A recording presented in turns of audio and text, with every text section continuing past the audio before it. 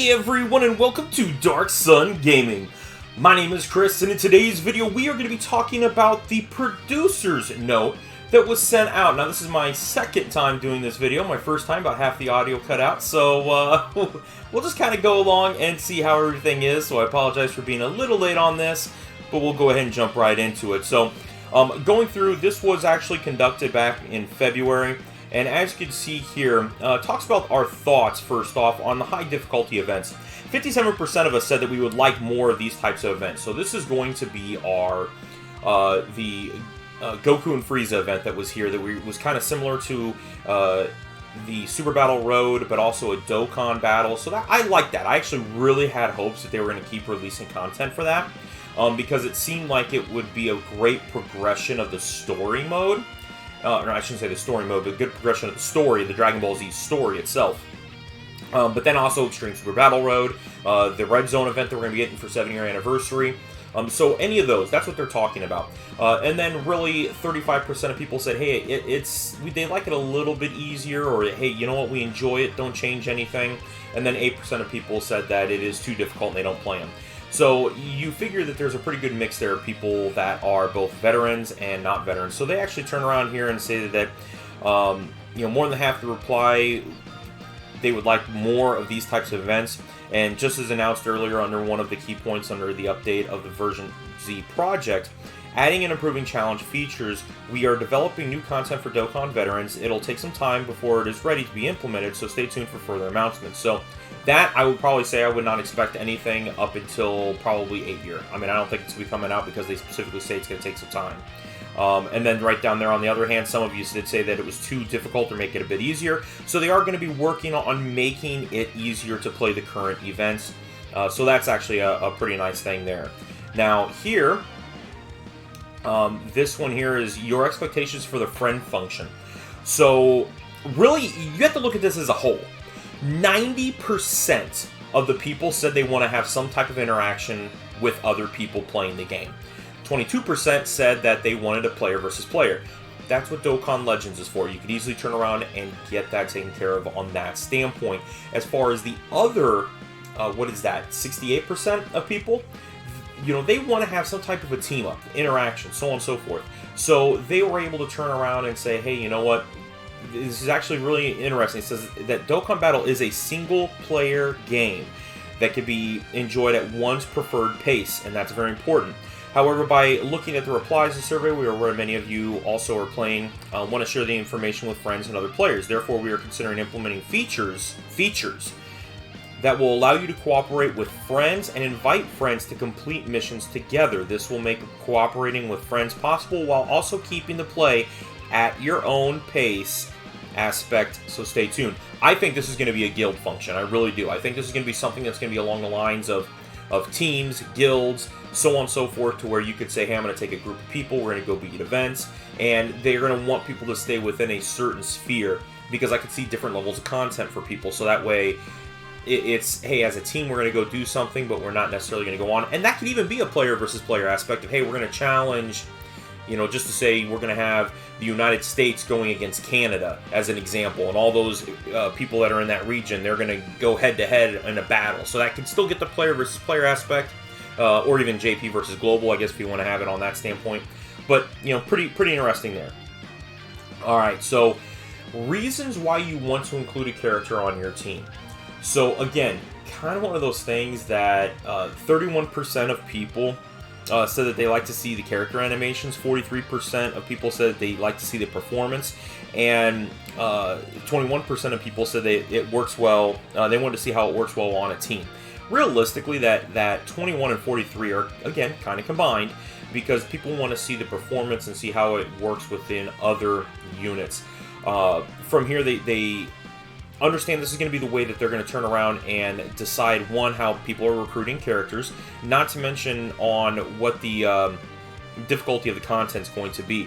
So it's going to be interesting, again, if they're going to turn around. I think that probably what we could turn around and see, what I really hope, is like a practice mode, something for like showcasing, to where you could just practice and just be playing against the Whis that's going to be dodging everything, or, you know, very similar to what they have now with the punching bag event.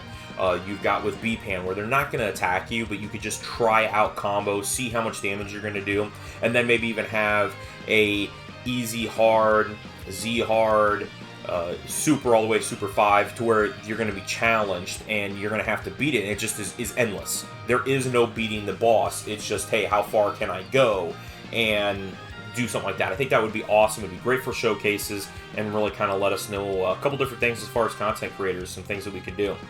So your expectations for the international version in the future. 66% of people said they want to be in the same timeline as the Japanese version. And then 8% of people said that they wanted implemented characters prior to the Japanese version. So that means that would be global exclusives that would eventually make their way onto JP. And then 22%, which I was very surprised on this, adding content that's exclusive to the international version. I don't believe that'll happen. JP is a huge player base for them. That's where a lot of revenue and stuff comes from. They will never exclude a character from one JP to global. They won't do that. They're going to turn around and say, hey, this is what we want. Again, 96% of people, if you really look at this, just wants content so that they're not waiting around wondering, well, who's going to be next? What's going to happen? So on and so forth. They want them, everything to just come out on the same time, or at least know, hey, the next 3 units are going to be boom, boom, boom.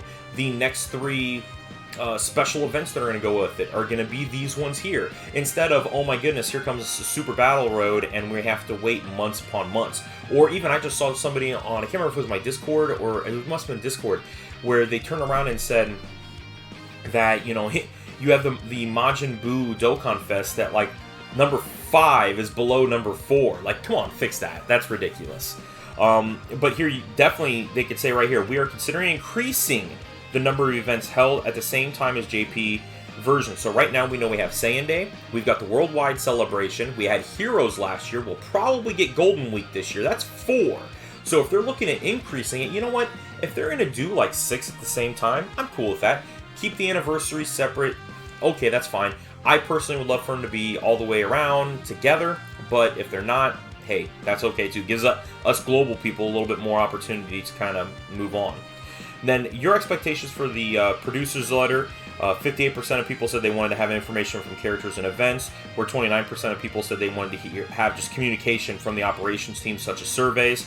And then there were some other answers, and then no specified things. So they're definitely going to be keeping the producer's letter around for a little bit. Now, this is interesting. We have read every single comment we received, and we're referring to them when planning updates and events. So again, they are reading what we're doing. I mean, even the people that are just trolling them and everything else, they are definitely reading what we're saying. So that's one thing to keep in mind. The next thing, too, is the information on the next campaign will be released on April 24th. At the time of my recording this, it's April 22nd, so Sunday. Maybe Monday for you, depending upon where you're at in the world. We're going to get new information. So who will the new characters be? Plural. I think we're getting Golden Week along with them. Me personally, try to guess on the comments. My guess is going to be Dragon Ball Superhero. I mean, I don't think they're going to change it. I think that they are pretty much like, hey, let's go, let's run this up.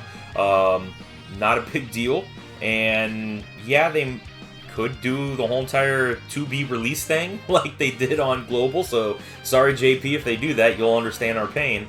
But you're only talking about a month. But even at that standpoint, I don't think that's going to be it. I don't think any of the content they're going to release is going to be game-changing. If it is, like, a release or, oh my goodness, is something super special, I think that it will be a to-be-released situation. Otherwise, what are you going to do? Swap it out with the Worldwide Celebration? Are they going to push it all the way to November and bring Heroes up now?